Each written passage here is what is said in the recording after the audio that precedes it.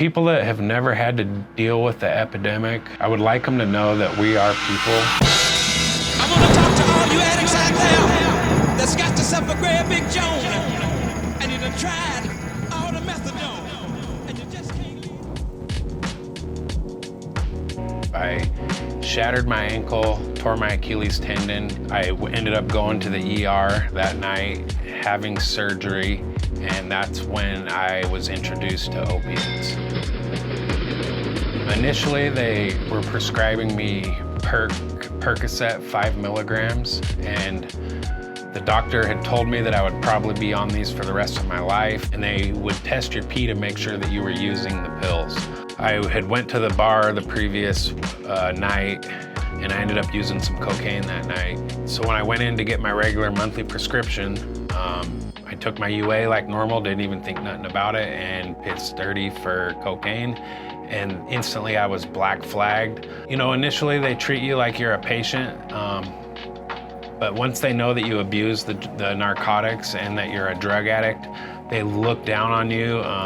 It was really hard to deal with. Every time I'd go to the doctor, I would feel that way, and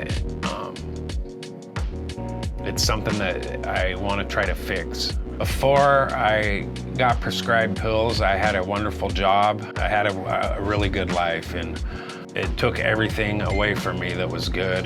A friend of mine introduced me to heroin. It was much cheaper. It was more readily available. There was no questions, no P-tests, no nothing, and it took care of the pain. The very last time I went to jail for some pretty serious charges, I got a visit. It was like New Year's Eve, and it ended up being my oldest daughter's mother that I hadn't seen for almost the whole decade. I was out using heroin, and she told me that her father had just passed away, and she was there to tell me that she didn't want our daughter to go through what she had just went through. And that moment, something changed. I'd been out there so long in this state of homelessness and running the streets that I didn't think anybody out there even cared about me anymore. And matter of fact, I didn't even care about myself.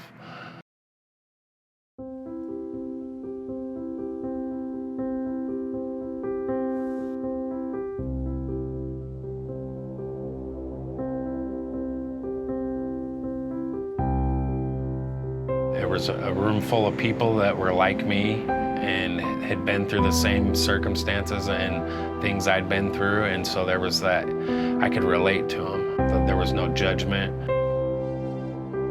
I've never been a real religious person, but I've been a very spiritual person. Things have happened in my addiction and in my recovery that are unexplainable. The only explanation is a power greater than myself, which I choose to call God.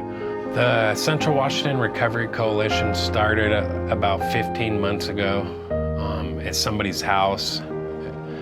It was just a group of, 5 or 6 of us that had talked about it previously, and we set a date, and a bunch of people from the community showed up, and that's when we really got that feeling that the community is really trying to do something different. This epidemic is worse than it's ever been, than any drug epidemic that's ever been in the history of the United States. And it's not gonna get any better unless people start doing something different. We're sons, we're daughters, we're mothers, we're children. We're just caught up with the disease of addiction, and we can recover, and we do recover.